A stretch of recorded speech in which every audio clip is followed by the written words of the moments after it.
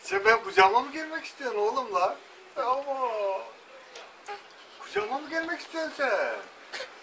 Gel hadi gel. Ama.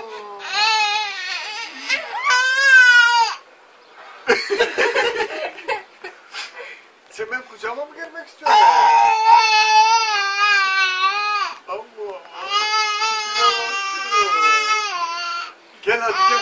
Gel kucağıma gel sen ben gel. Vermiyorlar mı seni? Öyle kalsın, öyle kalsın.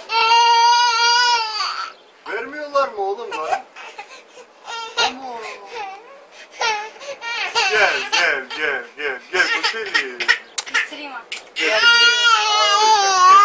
Gel gel tatlı oğlum benim. Gel. Gel benim güzel oğlum. Gel tatlı oğlum benim.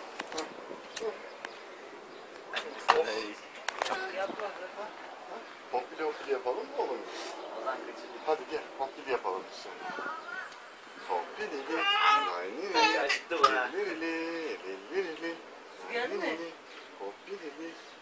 Lirili. Siyah geldi. Tatlı. Şekerim. Benim. Tatlı oğlum. Hadi otur bari şöyle gel. Şöyle otur.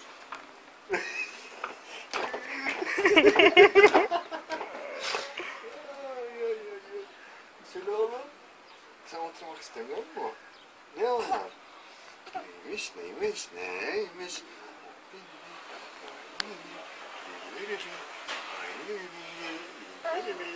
Hop gidi. Hop gidi. Oh. Ne kadar da tatlıymış bu.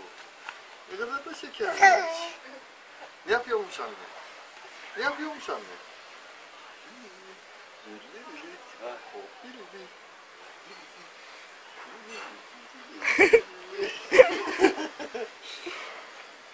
Güzelim.